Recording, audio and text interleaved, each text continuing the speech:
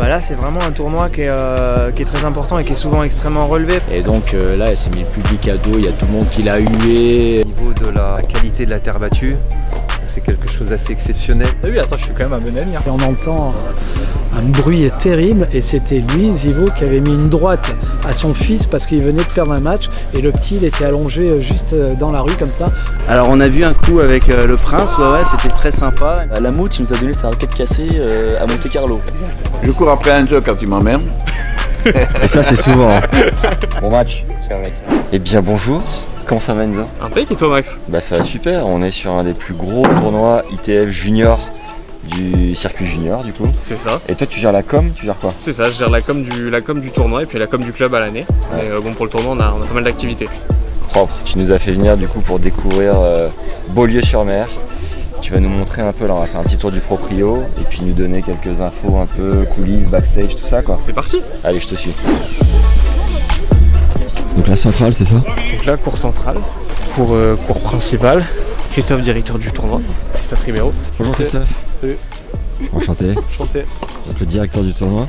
Et ça remplit un peu sur les demi-finales? Sur les finales c'est plein. Ouais. C'est bon ça? Bloc. Enfin, heureusement, en demi-finale c'est plein. Aujourd'hui il fait un peu froid, c'est les qualifs et puis il fait froid.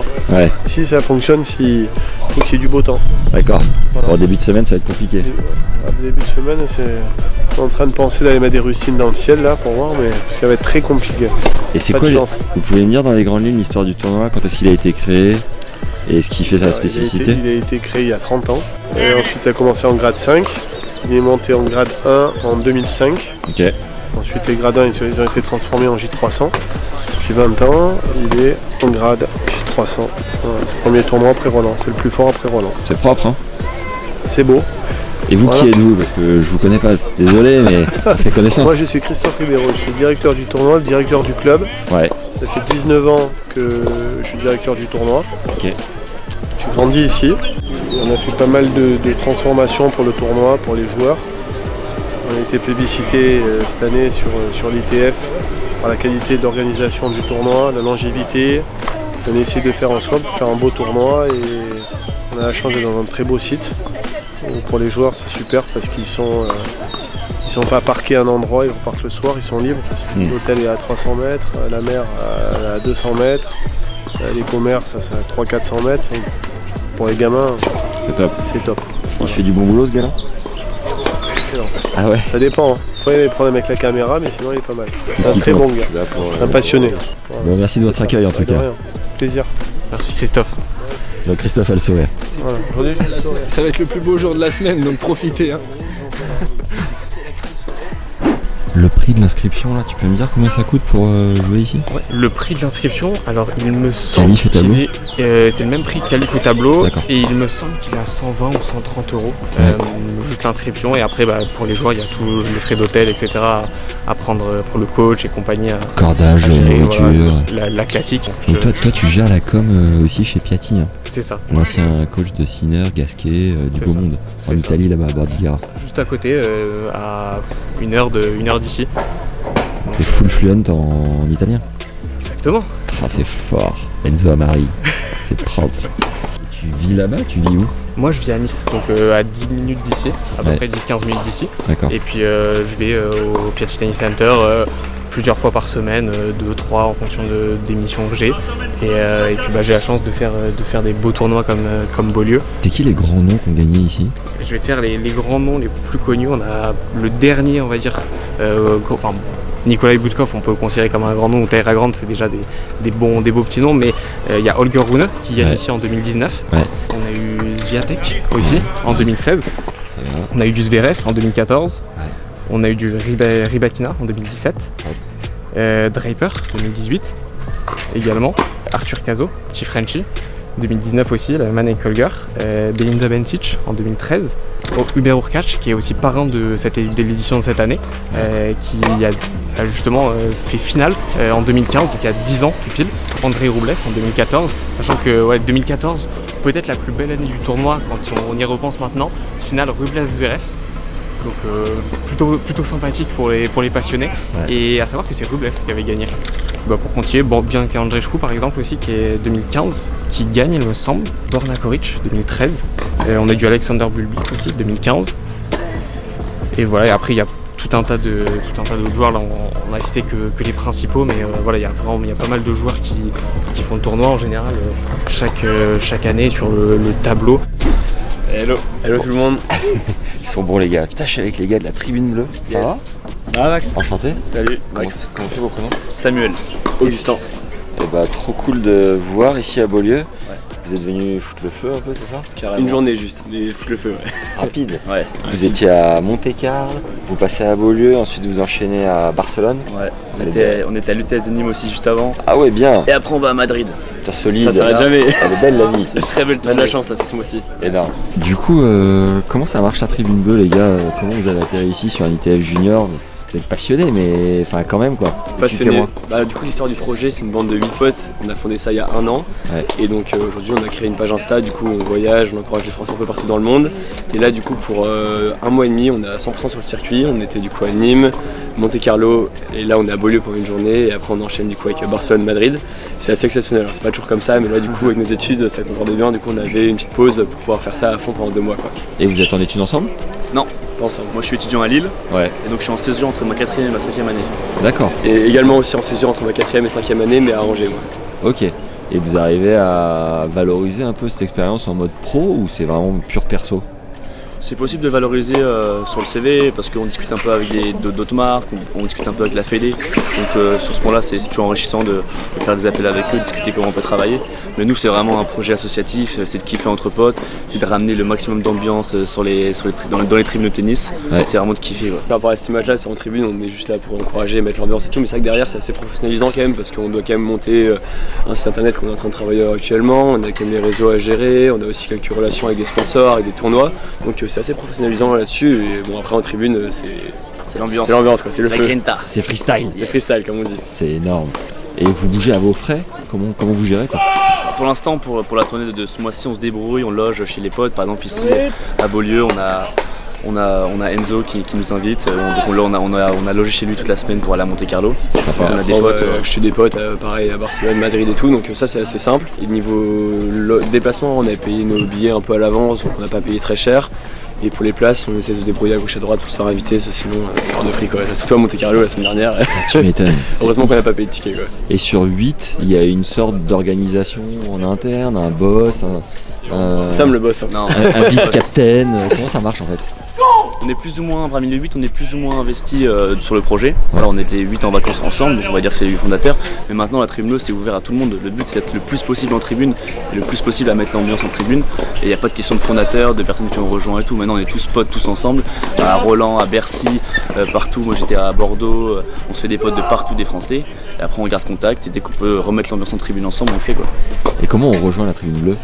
Alors il faut nous envoyer un message sur Instagram et après en fonction du tout des tournois que les gens font, on les ajoute dans des groupes respectifs. Par exemple là on a un groupe pour Barcelone, un groupe pour Madrid où les gens on rajoute au fur et à mesure et après si le film passe bien on met dans des groupes WhatsApp etc. où on a une communauté qui est un peu plus forte. On est une 60aine du coup de gens qu'on appelle régulièrement pour partir avec nous quoi. Et la Fédé là-dessus vous aide, vous faites des places, ça marche comment? Un petit peu de temps en temps mais pas plus que ça pour l'instant on se développe vraiment comme on peut quoi.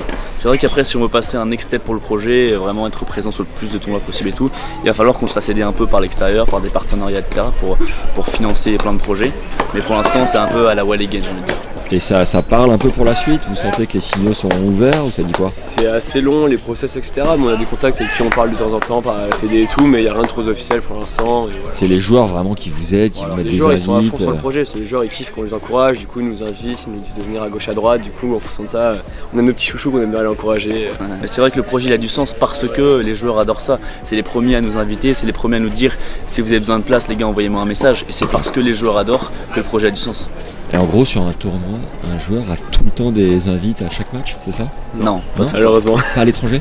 Par exemple, là à Monte-Carlo, c'est pas très loin de la France, donc on a demandé, il y a des joueurs pour qui c'était possible. Merci à Edouard notamment, merci à Hugo Humbert, merci au duo Fabien et Sadio, ils nous ont régalé à Monte-Carlo. Ouais. Voilà, il y a d'autres joueurs pour qui c'était pas possible parce qu'il y avait déjà toute leur famille qui était dans le box ou des choses comme ça. Mais de manière globale, les joueurs ils nous régalent et merci à eux quoi.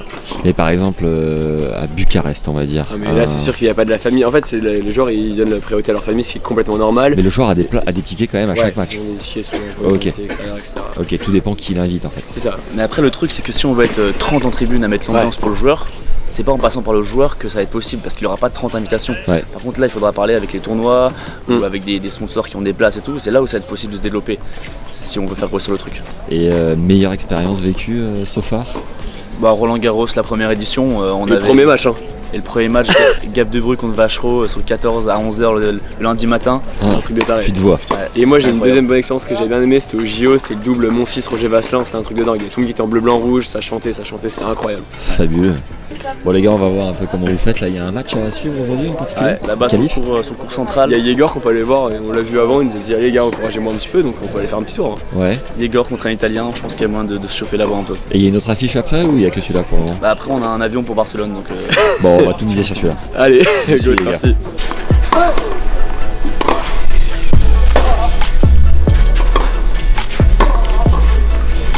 Oh oui, allez.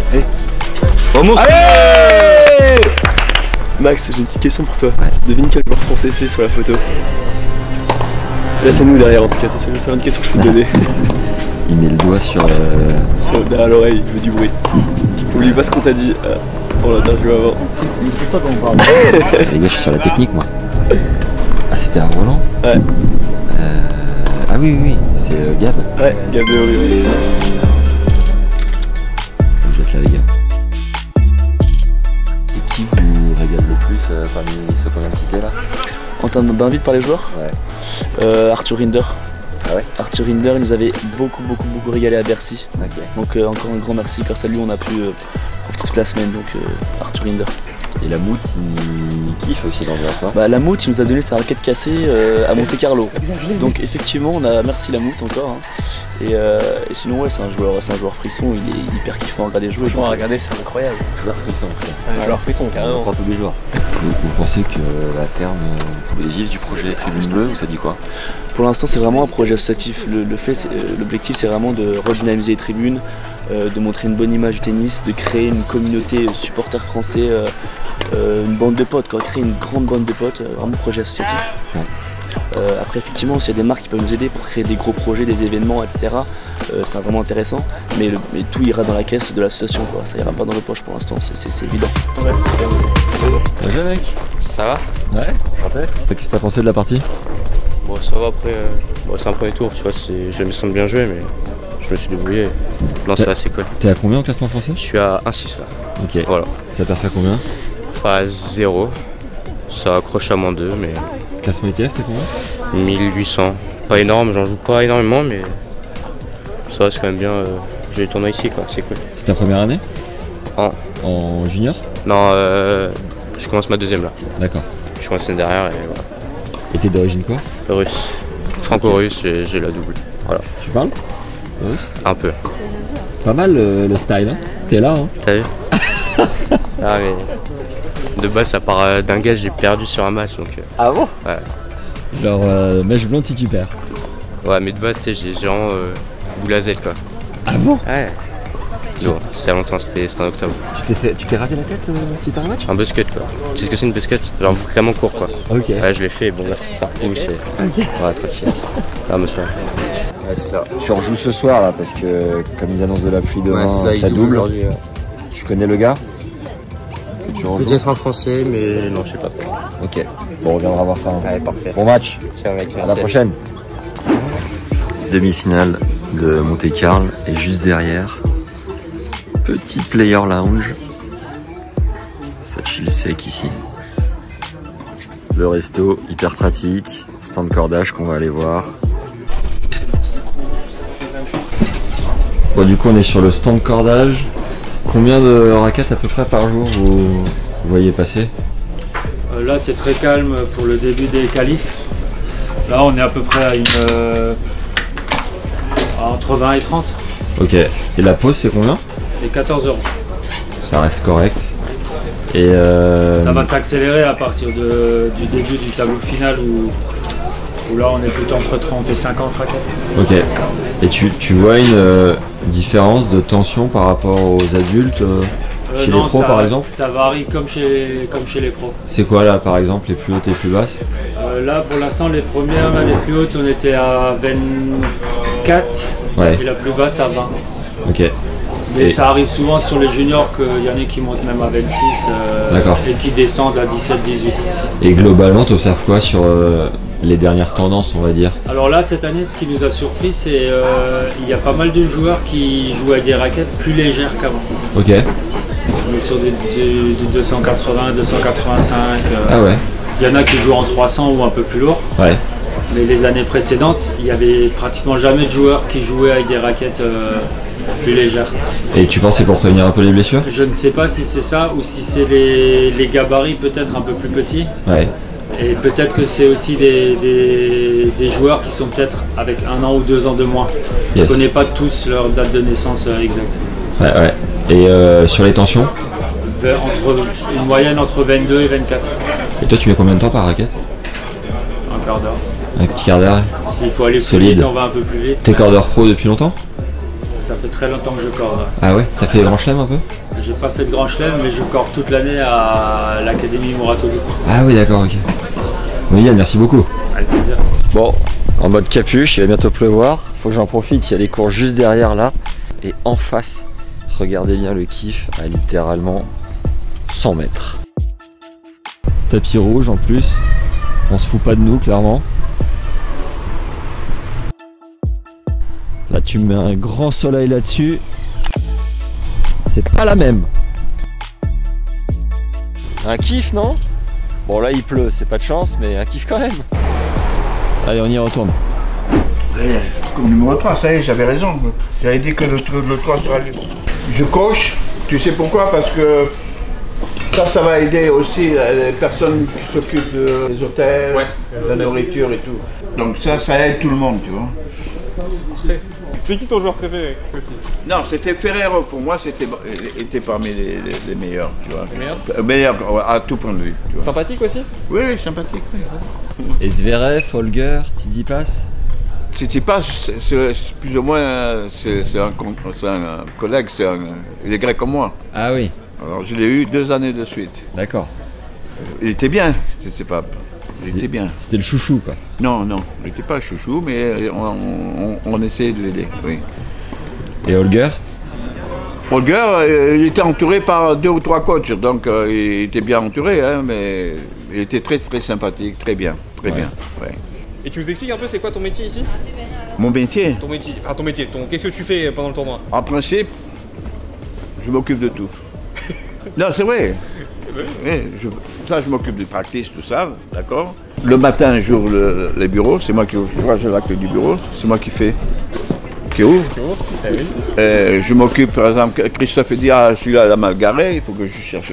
Tu vois, enfin, tout ce je cours. Je cours. Comme un régisseur, un peu. Oui, je change de régisseur, c'est ça. Je cours après un jeu quand il m'emmerde. Et ça, c'est souvent. Non, des trucs comme ça. Aussi, par exemple, plusieurs fois que je dois virer les gens des cours. Ouais. Si par exemple ils exagèrent, c'est pas facile. Hein. Alors les gens qui prennent, aujourd'hui j'ai type l'Académie Nadal qui s'entraînait, et j'ai dit mais la priorité c'est pour les gens qui jouent aujourd'hui. Ah oui, les qualifs. Les qualifs. Alors il n'était pas content quand j'ai envoyé 2 autres joueurs. Il y a combien de matchs par jour à peu près? Oh, aujourd'hui? Non, sur la semaine par jour. Par jour, il y a, hier par exemple, pour le qualif, on avait 40, oui, 40, au moins. Exceptionnel. Exceptionnel, mais en principe, c'est une trentaine, ouais, oui. Une bonne trentaine. Mais n'oublie pas que depuis le Covid, on a réduit à 32. T'as le staff ici, c'est solide, hein? Oui. Axel, toi t'es coach à la Fédé? Exactement. Ouais. T'accompagnes qui cette semaine? Cette semaine, on est avec le groupe de 2008-2009. Moi, je suis avec Victor Barrera et Lenny Couturier. Est-ce que tu peux me dire l'importance de cet ITF junior de Beaulieu dans la carrière d'un jeune comme ça? Toi, tu l'avais joué quand tu étais sur le... Ouais, je l'avais joué. T'avais fait quoi? Je suis pas sûr que j'avais performé. Peut-être gagné 1 ou 2 matchs. Ouais. Et perdu contre un Belge. Tableau final? Ouais. Ah, quand même. Ouais. T'as été combien juste ATP au meilleur? Au meilleur ATP, 180. Ok. Ouais. Et du coup, l'importance dans la carrière d'un jeune junior ici, tu la situerais comment? Bah là c'est vraiment un tournoi qui est très important et qui est souvent extrêmement relevé parce qu'on s'approche de Roland, que c'est sur terre et qui s'inscrit dans une série de tournois en France. Donc en général c'est vraiment fort. Ouais. Et puis voilà, il y a Roland qui approche, c'est une super période en plus, en général c'est le début du printemps. Et dans un des plus beaux clubs de France je dirais, donc c'est vraiment, c'est vraiment un événement central dans la saison. C'est un peu avec peut-être Cap d'Aille et Istres avant le point de départ jusqu'à Roland quoi. En gros tu gagnes Beaulieu, tu es dans les favoris de Roland presque? Bah, je pense que ouais, tu commences à l'être. Bah, dans les échelons, tu as maintenant ce qu'ils appellent les J300, ce qui correspondait au grade 1 pour nous à l'époque. L'échelon supérieur, c'est les grades A et les grands chelems. Donc voilà, on pourrait dire que c'est les Master 1000. On pourrait dire quelque chose comme ça. Donc c'est très important. Ouais. C'est un Master 1000. C'est l'Orange Bowl, c'est ça qui est au-dessus? Grade A. Ouais. Voilà, il y en a quelques-uns. Je crois que Osaka au Japon est un grade A. Ouais. Il y en a un ou deux peut-être en Amérique du Sud, mais il n'y en a pas beaucoup. Donc les grades 1, c'est vraiment les plus gros tournois après. Et vous enchaînez avec quoi après? Après, un petit peu s'entraîner parce que là, on a enchaîné un stage, puis du coup cette série de 3 tournois. Ouais. On va s'entraîner une dizaine de jours. Et puis les miens, ils vont certainement aller en Italie sur les grades 2. Et si les tiens vont sur le circuit derrière, tu continues de les suivre ou toi tu es dédié à des jeunes dans ton secteur? Les choses peuvent évoluer, ça c'est pas mes décisions. Moi je me tiens à disposition de la fédération et je suis vraiment au service de la fédération pour faire ce pourquoi ils pensent que je suis le plus utile. Ok, eh ben, merci en tout cas. Merci à toi. Silla, qui est la responsable du resto, a une anecdote magnifique avec Tsitsipas, c'est qui? Et Bublik. Et alors qu'est-ce qu'ils faisaient les deux? Ils mangeaient des milanaises toute la journée. Mais genre combien? Peut-être 10 par jour. Ah oui, quand même, c'est pas mal. Ouais. Et c'est qui les faisait? Ma mère. Ah, très bien. Ah oui, c'est une affaire familiale. Voilà, c'est ça. Ouais. Mon frère au bar, moi en salle et ma mère en cuisine. Et là, il y a ma fille, elle est timide. Elle est timide aussi. Elle veut bien que danser en fait, elle veut pas parler sur la vidéo. C'est ça, elle veut juste danser. Présente-nous Martine. Laquelle? Bah, il y en a plusieurs. Bah, nous deux. Moi aussi, je m'appelle Martine. Moi, je présente. C'est la petite fille et toi tu présentes. Alors là, c'est la grande Marthe et la mini Marthe. Alors déjà, on a présenté la maman tout à l'heure. Le papa, on l'a pas encore présenté. Je fais pas partie de la famille, excusez-moi. C'est vous qui avez fait les escalopes milanaises aux joueurs depuis un moment. Ouais. Et c'est quoi le secret alors? Il n'y a aucun secret. Bah dites-nous quand même comment vous faites. C'est la façon italienne, c'est-à-dire on plonge la milanaise dans une friture. Ok. Et ça vous rend une milanaise bien croustillante. Et terminé, bonsoir. Voilà. Et alors présentez-nous la petite Martine. Alors la petite Martine, c'est une petite beauté de 18 ans qui s'occupe des sandwichs. Très bien. Et alors est-ce que tu peux nous présenter la légende Martine qui a cuisiné au plus grand joueur de tennis de la planète, faut le dire quand même. Mamie Martine. Ah, j'ai cuisiné, pour Tsitsipas, Hurkacz. Ouais. C'était lequel le plus cool? Pour moi, c'était Tsitsipas. Et le plus chiant? Le plus beau, le plus adorable. Ah ouais? Déjà à l'époque? Et le plus chiant, c'est Hurkacz. Ah bon? Parce qu'il ne voulait que des pâtes spéciales. Sans gluten. Ah, et bien joué, hein. 200 couverts par midi, c'est solide. Disons que s'il ne pleut pas, il faut compter ça, entre 200 et 250. Et la petite Martine, elle gère bien au snack? Ah oui, elle... Ça va? Elle gère tous les jeunes qui viennent prendre elle se fait gérer. Les sandwichs, les glaces, les desserts. L'Instagram de Martine, il tourne. Il a tourné, ouais. J'ai toutes les demandes, c'est bon. Attends, mais elle a du succès auprès des gens. J'ai un petit chouchou. C'est lequel cette année? Lenny Couturier. Oh pétard. J'espère qu'il s'en passe, hein. Il est très... Non, mais... En plus, il a gagné, il s'est qualifié. Non, en vrai, j'ai plusieurs chouchous, mais... Lui, c'est un de mes chouchous. Ah, c'est bien. T'es honnête. Il paraît gentil, il paraît simple, il paraît... Je sais pas. Ouais. J'aime bien. Super. Parce qu'il y en a qui prennent trop la grosse tête et j'aime pas. Très bien, on va suivre cette histoire tout au long de la semaine. Enzo. Martine, Lenny, c'est dans la boîte. Et de m'ajouter sur Insta. Trop bien. Merci les Martines. Merci beaucoup. Alessandro, toi t'es entraîneur ici à Beaulieu, c'est ça? C'est bien ça, depuis 6 ans, oui. Je suis arrivé ici il y a 6 ans et maintenant je suis entraîneur à Beaulieu.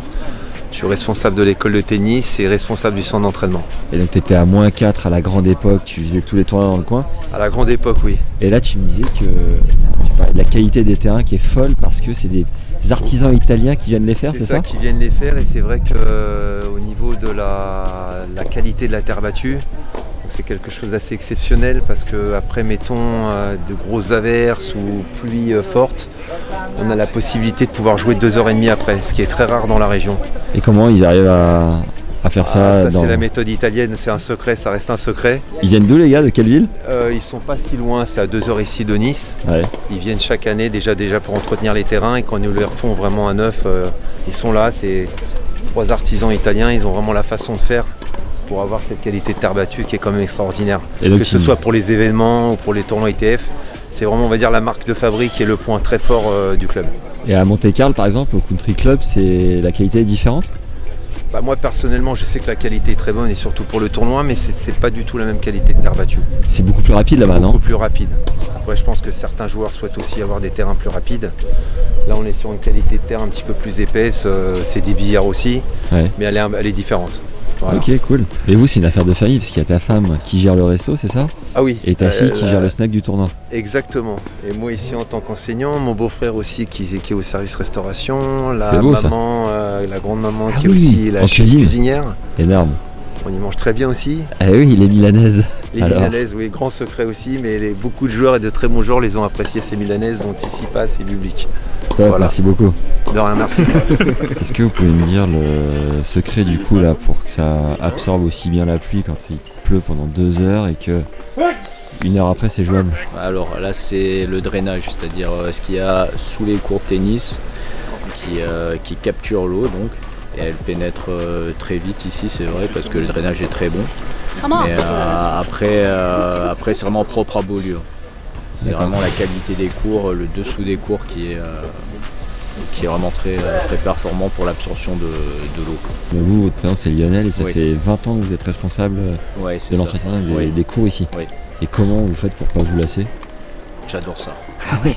Ouais. En plus, comme je suis joueur de tennis aussi, du coup, j'aime bien jouer sur des bons cours. Ouais. Et donc, par conséquent, je fais ce qu'il faut pour que les gens puissent profiter au maximum de la bonne qualité des terrains. Vous êtes à combien? Vous étiez à combien au mieux? J'étais à moins de 2,6. Ah oui, propre. Vous êtes un bon bourbier sur terre, le Lio. Ouais, c'est vrai. Vous devez bien les arroser, je pense. Ouais. Ah oui, une petite anecdote, c'était une finale du tournoi, c'était une finale féminine. Ouais. C'était avec Putintseva. Putintseva qui jouait, je sais plus, une autre joueuse qui n'a pas percé par contre. Et là c'était assez incroyable parce qu'en fait elle s'est mis le public à dos. Parce qu'elle a un caractère bien fort, elle n'arrêtait pas de discuter les décisions de l'arbitre. Ouais. Et donc là, elle s'est mis le public à dos, il y a tout le monde qui l'a hué. Yulia? Ouais, Yulia Putintseva. Et du coup, c'était final, moi elle m'a marqué, pas tant par le niveau de jeu, mais par l'ambiance qu'il y avait. C'était vraiment incroyable. Ouais, Et un mec qui t'a remarqué dans les jeunes années? Un mec qui m'avait marqué, moi c'était Zverev. Ah ouais? Zverev, j'avais une finale, une année Zverev-Rublev. Et déjà, ça envoyait du très loin. Ouais, ça c'était une finale aussi incroyable. Et bah bon tournoi Lio, merci, et merci pour ces infos. Merci à toi. Alors je vous présente Romain Neggen, aka Romain Okiani.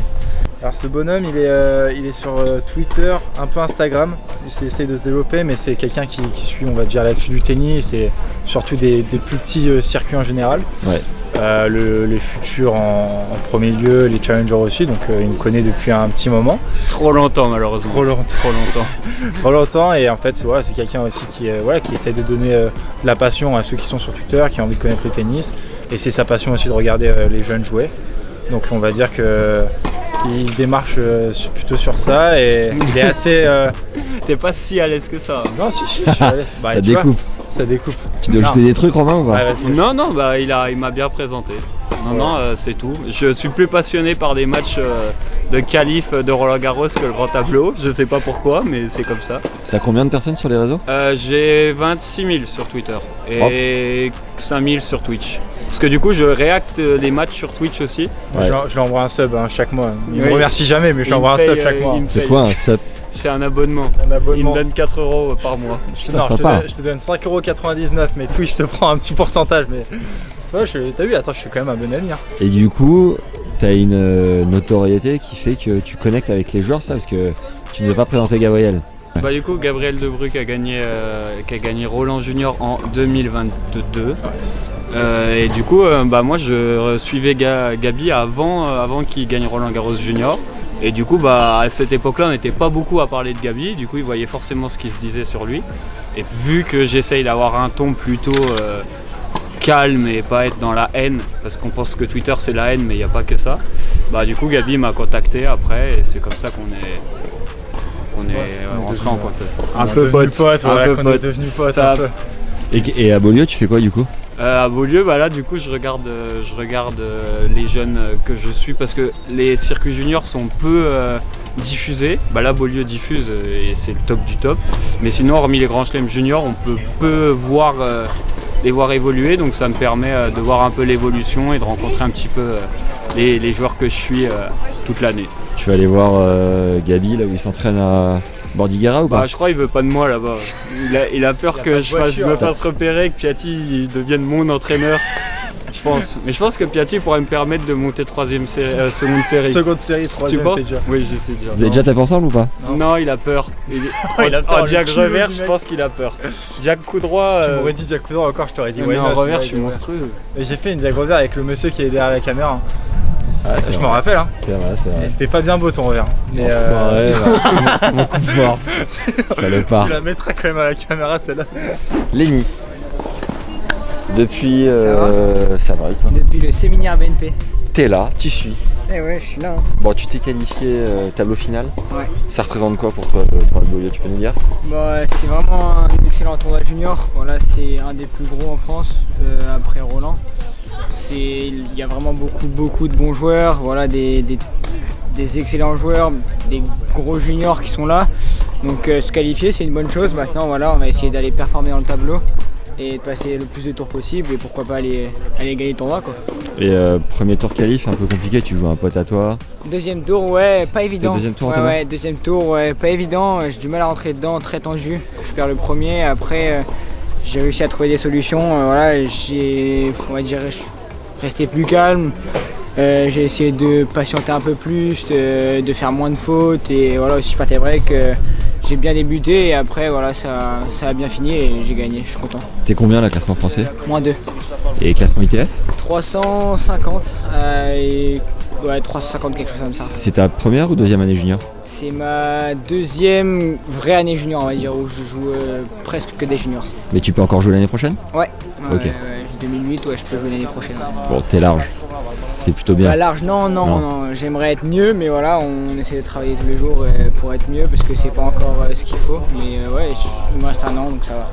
Et par rapport aux joueurs qui sont au tableau final, tu sens une grosse diff, ça joue l'acier trempé ouais, ou ça joue très bien, tu les tiens à l'entraînement. Voilà, je pense qu'à l'entraînement, je suis capable de les tenir parce que j'ai fait des sets ou des points avec des joueurs du tableau et je suis capable de les tenir largement. Après un match, c'est un peu plus compliqué. Je pense que la gestion voilà, des émotions, tout ça, elle est un peu plus compliquée, on va dire, avec la tension, tout ça, mais je pense que je suis capable de les tenir. On va voir sur la durée, en tout cas, je peux les tenir sur un set ou même plusieurs sets sur un match. Mais après, il faut enchaîner, il faut continuer, il faut tout le temps les tenir et c'est là où ils sont meilleurs pour l'instant que moi, je pense. Mais voilà, je pense que j'ai le niveau de jeu. Ouais. Par exemple, Daniel, tout à l'heure avec qui tu t'entraînais, physiquement, il a l'air un peu plus développé, un peu plus costaud. C'est quoi C'est quoi? C'est que ça arrive de ton côté? T'en es où? Là, je suis en train de beaucoup bosser physiquement. Là, ces derniers temps, on a beaucoup axé sur l'explosivité et la force en bas pour mieux se déplacer, couvrir mieux mon terrain, bouger mieux. Donc ouais, je suis un peu plus tardif, mais voilà, c'est comme ça. Daniel est bien développé.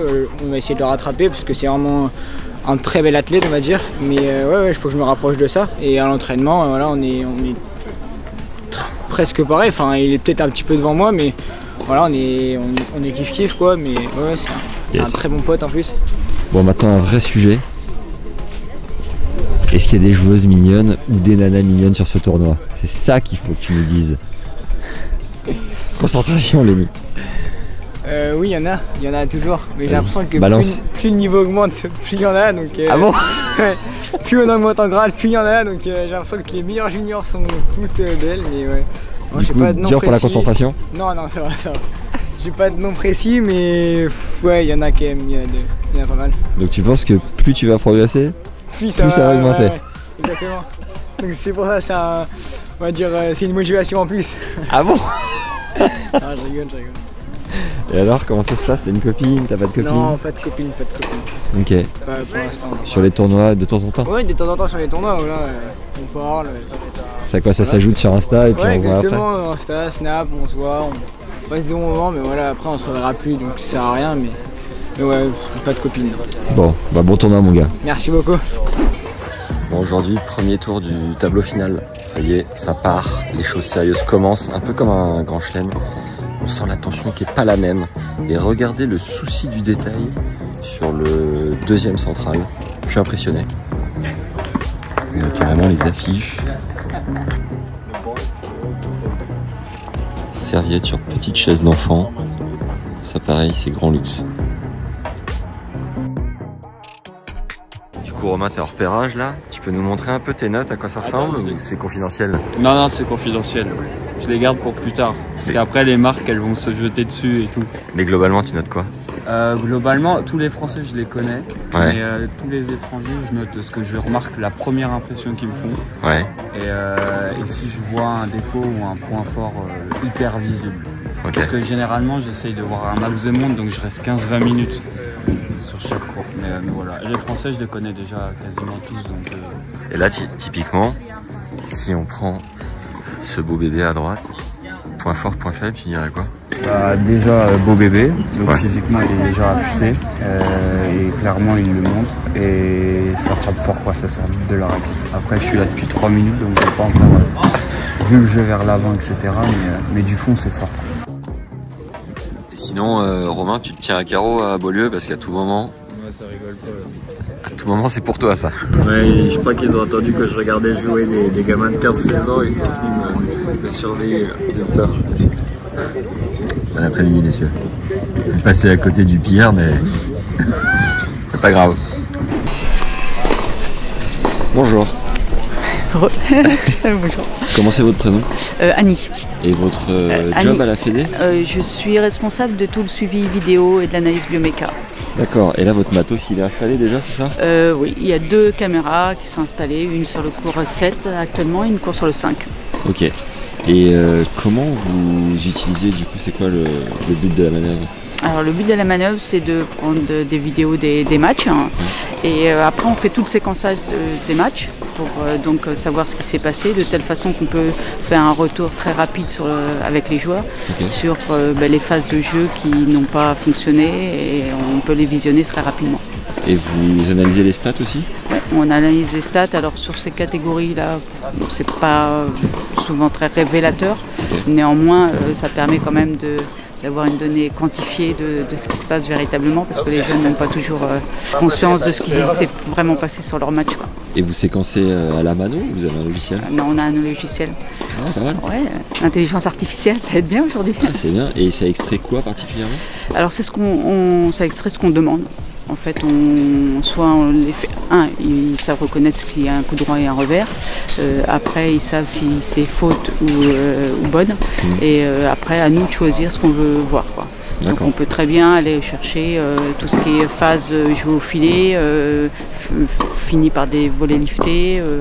Voilà, les services gagnants, les zones jouées dans les services, tout est... Et un débrief un peu typique, même s'il y en a peut-être pas un qui ressemble à un autre, ça, justement ça ressemble à quoi? C'est alors de faire voir aux jeunes la phase de jeu qui n'a pas été bonne et pourquoi elle n'a pas été bonne. Voilà, donc souvent c'est une explication technique. Ouais. Un défaut technique. Ouais, un défaut technique qui entraîne la faute très souvent. Voilà. Plus qu'un tournant du match à 4-3 au 3e. Ouais, mais généralement c'est parce que le manque technique fait que ça tourne quoi.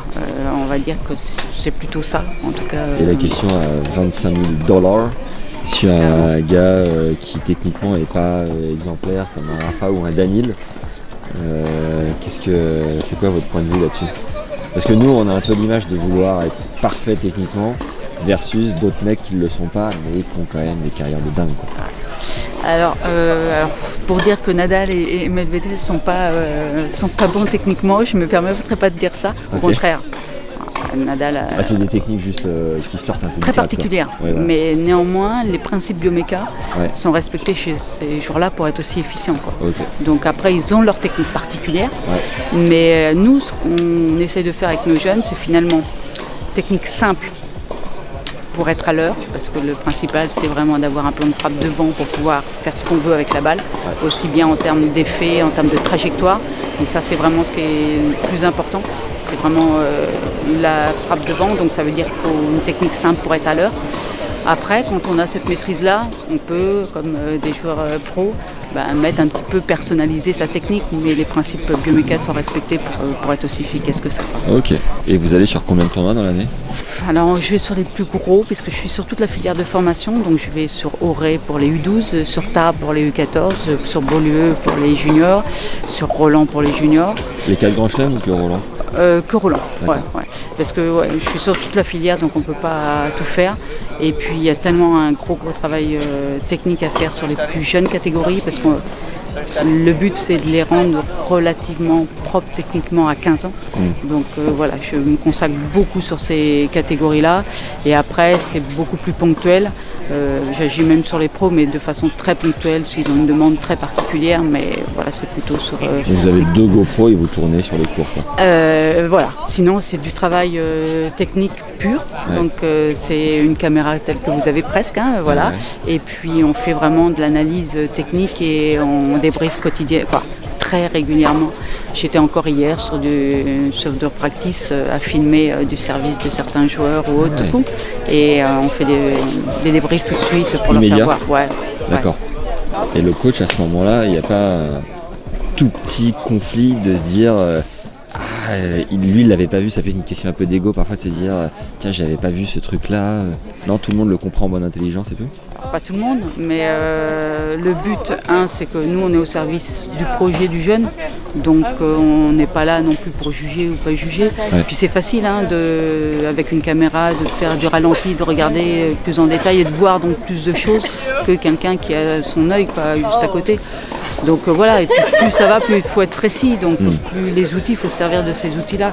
Donc voilà, non, on travaille plutôt en pleine intelligence. Moi je suis vraiment au service de tous les projets fédéraux ou pas d'ailleurs, tous les projets français. Donc ils peuvent être même dans une structure privée, il n'y a pas de souci, hein, je suis là pour les aider. Donc voilà, après j'espère que les coachs sont assez intelligents pour savoir que c'est pour le projet de leurs jeunes. Hein, après. Trop bien, merci pour toutes ces infos et enchanté. Et bon tournoi. De même. J'ai 16 ans, j'ai eu 16 ans en mars, je suis classé 70e junior actuellement et moins 4-6 en France. C'est propre, sachant que tu as encore 2 ans de junior à jouer. C'est ça exactement, les plus grands là c'est les 2007 et moi je suis de 2009. Donc là tu es tableau final à Beaulieu, ça représente quoi ce tournoi pour toi? C'est vraiment un gros tournoi, surtout que j'ai pas eu l'occasion de le jouer encore. Première fois, donc c'est un J300, il y a des points à aller chercher, des beaux matchs à aller chercher. Donc c'est des gros objectifs et ça va être cool. T'as fait toute la tournée Cap d'Aïstre ou pas? J'ai fait que Beaulieu, les 2 premiers je les ai pas fait, on est parti sur une période d'entraînement au CNE à Paris et pour bien préparer Beaulieu.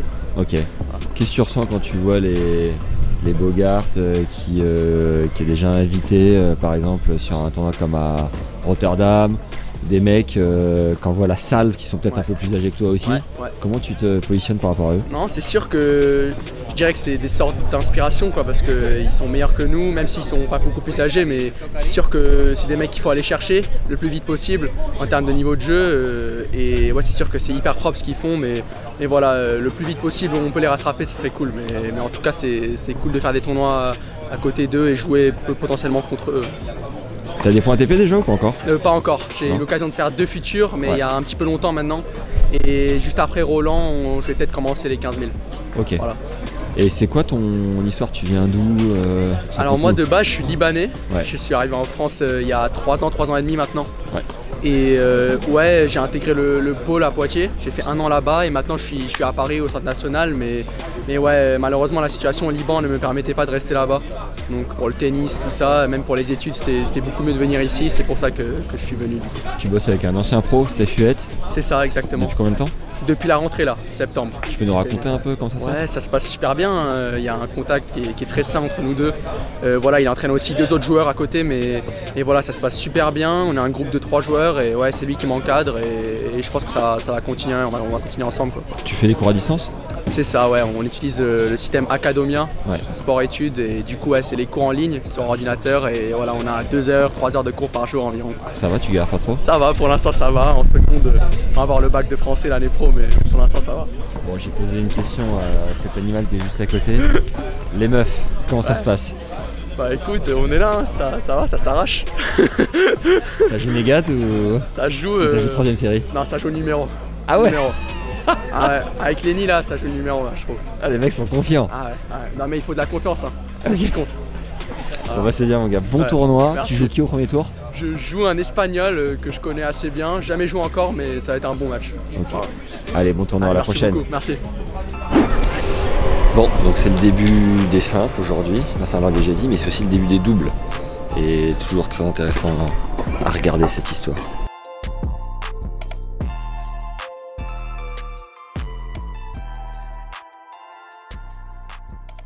Oh Guillaume, enchanté. Salut. Toi tu es capitaine de l'équipe de Coupe Davis de Monaco. Ouais. Tu l'as joué ici Beaulieu? Pas du tout. Non? Pas du tout, parce que moi quand j'étais junior, j'étais très mauvais. Enfin j'étais très mauvais. Je devais être 15-1, ouais. Quelque chose comme ça.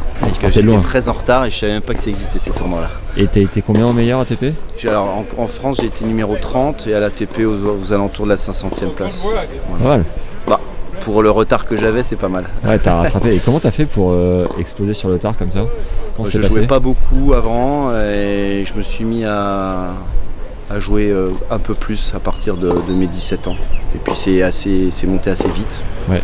Voilà, après j'ai eu pas mal de pépins physiques qui m'ont pas mal embêté. Ouais. Mais bon, je me suis amusé quand même. Et là tu passes par curiosité ou tu as une mission un peu autour du tournoi? Non, j'aime bien regarder un petit peu ce qui se passe chez les jeunes, voir un petit peu le tennis moderne et j'aime bien découvrir un petit peu les nouvelles pépites, j'aime bien ça. Et ça fait combien de temps que tu es à la Fédé monégasque?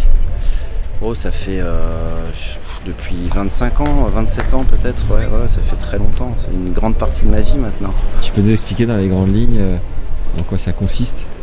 Mon rôle? Ouais. Mon rôle, c'est je suis capitaine de l'équipe de Coupe Davis de Monaco et puis j'entraîne les joueurs de l'équipe. Je suis détaché pour aider les joueurs qui en ont besoin tout au long de l'année. Donc je fais en gros 25-30 semaines de déplacement avec les joueurs. Donc ça va j'ai aussi un ou deux jeunes juniors, donc ça peut m'arriver d'aller dans les tournois ITF juniors. Sinon je vais aussi dans des futurs, des challengers.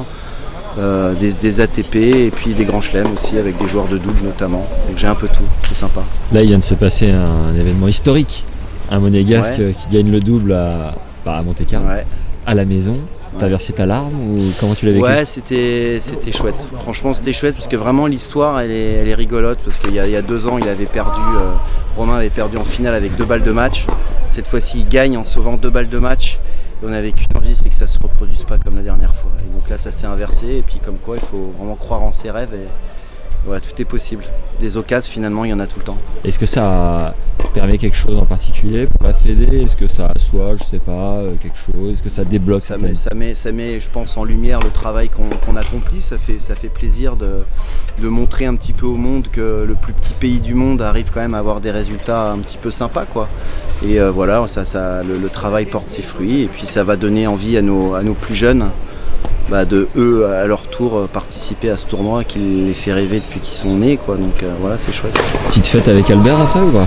Alors on a bu un coup avec le prince, ouais, c'était très sympa, mais après honnêtement oui, on a été faire un tour mais on était tous un peu fatigués, donc ça n'est pas allé jusqu'à très tard, mais un peu tard quand même.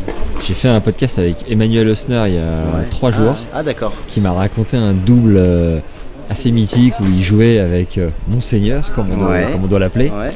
Et il me semble que c'était toi en face qui jouait avec un ministre. Ouais, c'est ça. Ouais. Et que la consigne était très claire. Manu devait absolument gagner avec Albert. Tu te souviens de ça? Tu peux nous raconter ou pas? Ouais, c'est un peu ça. Et c'était compliqué. C'est un peu ça, ouais, non, mais c'est vrai que c'est toujours délicat. Il est tellement sympa qu'on a toujours envie de lui faire plaisir. Donc, c'était une partie très sympa. Non, mais le prince adore le tennis et ouais, on avait envie de lui faire un petit peu plaisir. C'est vrai que. Et la vie à Monaco, ça paraît un peu en dehors de tout. Tu sais, en dehors du monde, on va dire, classique, quoi. Toi, tu peux nous raconter pour quelqu'un... Tu vis à Monaco? Ouais, bien sûr. Ouais. C'est une bulle. Ouais, c'est un petit peu une bulle. C'est particulier. Déjà, c'est un pays qui a la particularité, je crois que c'est le seul pays au monde où les nationaux sont minoritaires. Ouais. Il doit avoir un peu moins de 10 000 monégasques et il y a 40 000 habitants. Donc ils sont minoritaires, c'est quand même assez particulier. Il y a un nombre de nationalités différentes énorme sur 2 km². Un peu plus maintenant parce qu'ils ont pris une partie sur la mer, mais c'est extrêmement petit comme pays, donc c'est très dense. Et il y a une richesse incroyable, c'est que tu rencontres des gens de milieux différents, qui viennent du monde entier. Et ouais, non, c'est hyper agréable. C'est un pays où vivent énormément de sportifs notamment. Tu croises plein de sportifs, ils aiment être là aussi parce qu'ils sont hyper tranquilles, personne ne les embête, ils peuvent prendre leur café en terrasse sans être embêtés, ils promènent leurs chiens, personne ne les embête. Et donc ça c'est assez rigolo de croiser Djokovic qui sort son chien et personne l'embête. Moi j'ai croisé Michael Jordan sur le trottoir, tout le monde, personne le calcule. Tu te dis quand même, c'est particulier quand même. Ouais. Top, merci pour ce petit échange. Ouais, je t'en prie. En attendant de faire un jour peut-être un épisode ensemble, ça me ferait super plaisir en tout cas. Avec plaisir. Merci Guillaume. Bon, je suis avec Alain, la légende. La légende, la mémoire du tennis.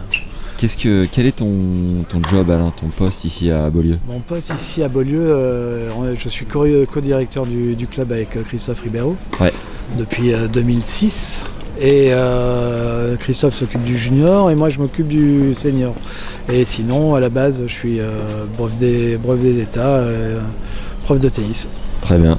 Le senior, c'est quel âge précisément? Le senior, ça va des plus jeunes 30 ans jusqu'aux moins jeunes, je dis pas les plus vieux, je dis les moins jeunes 85 ans.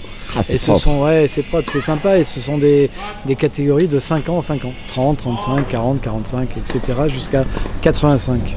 Et le circuit senior comme ça, c'est comme les pros, non? T'as des tournois toutes les semaines? C'est tournoi toutes les semaines, c'est un circuit ITF, il marque des points. Ici c'est un 700, un ITF 700. Donc chaque vainqueur de chaque tableau gagne 700 points. Donc c'est pour ça qu'on a eu plus de 320, 330 participants cette année. Ce qui est pas mal. Toi, t'étais à combien à ton prime? Moi, à mon prime, j'étais moins 4,6. Moins 4,6, ouais. Quelle année? C'était dans les années 80, parce que je commence à bosser en 84, et donc en 84, je suis encore à moins 4. Et ouais, je l'ai créé ce tournoi il y a plus de 30 ans. Au départ, c'était les Lionceaux, c'était un tournoi de jeunes qui s'appelait les Lionceaux. Et on a un membre du club roumain qui est passionné par le tennis, qui nous avait amené toute une équipe de petits joueurs roumains qui étaient très très forts. Et de fil en aiguille, la fédération nous a demandé de créer un tournoi ITF. Au bout de 2-3 ans des Lionceaux, on est monté sur ce circuit ITF et voilà. Et donc maintenant c'est Christophe qui s'en occupe. Moi, comme je te disais tout à l'heure, je m'occupe du senior. C'est beau ce que l'on a fait, surtout sur une petite commune comme Beaulieu, où il y a 3000 habitants l'hiver, et c'est un petit club, 8 terrains en terre battue, mais bon, c'est un club centenaire comme tu le sais, et d'avoir créé ce tournoi ici, alors qu'au départ, il n'y avait même pas de cours éclairés, il n'y avait rien, il n'y avait pas de tournoi de jeunes, et là maintenant, tu vois, 6 cours éclairés, ce petit village, les tribunes en bas sur le central. Magnifique. C'est formidable. Je savais pas que c'était un club centenaire d'ailleurs. C'est depuis quelle année? Celui-là, il date depuis 1800, dans les années 1890-95. Ah, c'est beau ça. Et alors, plusieurs personnes étaient très motivées à l'idée que je fasse cette petite interview avec toi. Parce qu'il paraît que tu as un nombre d'anecdotes. Ça fait 24 heures que tu les potasses. Il est temps que tu en balances 2-3. Oh non, c'est ton moment. Bon, par rapport au tournoi, tu veux dire, les anecdotes. Bon, sur le cours, tous les joueurs se comportent bien. De tout temps, ils ont une bonne mentalité. En dehors du cours, par contre, il y en a certains qui ont fait, si tu veux, j'en ai une anecdote, c'était au début du tournoi, c'était dans les années peut-être fin 90, début 2000. On a le gérant d'un hôtel qui m'appelle. Il dit Alain, il faut vite venir parce que là, il se passe quelque chose dans une chambre. Je dis ah bon, mais que se passe-t-il? Il me dit ils sont en train de faire un barbecue dans une chambre. Ah oui, pardon. Bien. Donc j'arrive, et effectivement, il y avait la joueuse, sa mère et le coach qui étaient en train de faire griller des saucisses dans une chambre. Quelle nationalité? C'était une joueuse française depuis qui a été très très forte. Maintenant, du moins après, elle a représenté la France en Fed Cup. Elle a été très très forte. Elle est numéro 1 ou 2 française. Et passion barbecue quoi. Et maintenant, elle est commentatrice sur les grands événements tennistiques. Et donc, on a été obligé de les faire partir parce que la chambre a été détruite. Il y avait de la fumée de partout. Sinon, après, il y a d'autres anecdotes. Il y avait un joueur aussi qui a représenté la France en Coupe Davis, qui a gagné des grands chelems en double et tout. Lui, il avait défoncé la porte d'une chambre de filles pour entrer chez les filles. Ah oui. Ouais, il était un peu chaud, celui-là. Motivé. Ouais, il était motivé, le garçon. Et sinon, non, voilà, rien de... Et chez les gros noms qui sont passés ici, les Ferrero... Ici, il y a eu Ferrero qui a gagné, ouais, il avait gagné. Il y avait Justine Hénin qui a gagné. Ouais. Il y en a qui t'ont marqué, t'as vu directement, tu t'es dit ça va être très très fort ou c'est dur à cet âge-là? Non, tu vois, quand ils vont être bons, tu le vois. Et la petite Hénin, quand elle gagne ici, elle a 13 ans. 13 ans, elle gagne à moins de 18, tu vois que ça va être très très fort. Ferrero était bon. Ferrero bat Nieminen en finale. Il y avait l'Audra qui était en demi-finale. Non, c'était une bonne génération. Après, on a eu des finales Rublev-Zverev. C'était pas mal aussi. Les deux, ils ont été quand même. Et ils sont toujours au top. Après, il y a eu. Il y a eu de bons joueurs. Et quand tu dis ils sont bons, ça se voit. Tu te bases sur quoi? Parce que c'est tellement aléatoire. Il y en a qui ont gagné Roland Junior, qui n'ont jamais rien fait après. Ouais, là tu le vois par rapport à la frappe de balle. La frappe de balle par rapport à l'anticipation qu'ils ont. Tu vois qu'il y a quelque chose en plus. Tu vois, il y a une fille une fois qui jouait, qui était une russe, chaque Vetadze. Alors, depuis elle a arrêté. Ouais, Anya. Et je vais voir son père et je lui dis moi si tu veux ta fille je l'entraîne, je la mets dans les 10 premières joueuses mondiales. Ouais. Et il me dit non, bon il y avait un interprète avec moi. Et il me dit non c'est moi qui l'entraîne tout. Je me suis pas trompé parce qu'elle est montée top 6 ou 7 elle est montée. Et là, elle tu voyais qu'elle allait être forte, très très forte. Est-ce que tu vois un changement chez les jeunes avec les téléphones différentes? T'as vu des générations depuis un moment et comment tu les trouves? Moi, les jeunes, je les trouve tous sympas. Ouais. Tu vois, le petit français, là, est sympa comme tout, avec son sandwich et tout. Ils sont bien. Lui, c'est un show aussi. Ouais, ils sont très très bien. Ils ont une bonne. Non, ils sont bien éduqués, ils sont bien élevés. Pour moi, ils sont peut-être trop bien élevés. Ah ouais? Ouais, ils sont trop bien élevés. Et parfois, il manque un peu de grinta, comme on dit sur le court, par rapport aux Espagnols, par rapport aux joueurs des pays de l'Est et tout. Je trouve que nos Français, ils ont une très très bonne éducation et il faudrait qu'ils soient un peu plus méchants sur les coups. Allez, une petite dernière anecdote pour la route. Une dernière anecdote avec Zivozinovic, ça te parle ou pas? Pas du tout. Zivozinovic était numéro 1 yougoslave à l'époque. Ouais. Dans les années 80. Et il vient sur le tournoi 20 ans après avec son fils. Et on était tous dans les tribunes et tout en train de regarder un match et on entend un bruit terrible et c'était lui, Zivo, qui avait mis une droite à son fils parce qu'il venait de perdre un match et le petit il était allongé juste dans la rue comme ça, les bras en croix et le père, bam, lui avait mis une droite. Oh le pauvre. Donc voilà, ouais. Et le père c'était... Une armoire. Ah, c'est une armoire à glace. Oh. Voilà, tu sais tout, pratiquement tout sur le tournoi. Putain, mais aujourd'hui il finit en prison avec ça, non? Ah maintenant oui. Ah oui, non, mais ça c'est sûr.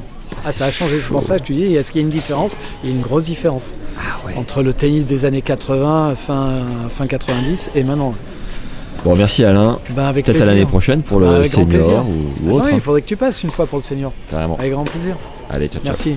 Et pour les plus fous, on peut même remonter de la plage juste là et se faufiler telle une petite souris aux premières loges. Regardez ça.